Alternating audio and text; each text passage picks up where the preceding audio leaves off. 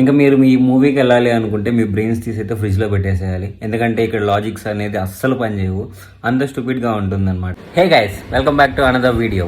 ఇవాళ అన్ఎక్స్పెక్టెడ్గా వార్ 2 మూవీకి అయితే వెళ్ళాను. మూవీ ఎలా ఉందిరా అంటే ఫస్ట్ 10 మినిట్స్ అయితే చూడంగానే నాకు లేచి వెళ్ళిపోదాం నాకు ఫీలింగ్ అయితే వచ్చింది.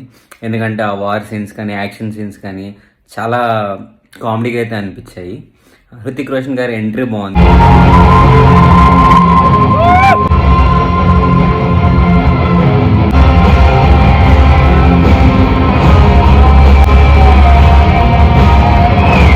బట్ ఎన్టీఆర్ గారి ఇంట్రో అంతా గొప్పగా అయితే లేదు. అండ్ ఎన్టీఆర్ గారి ఇంట్రో యాక్షన్ సీన్స్ కానీ అస్సలు బాగాలేవు.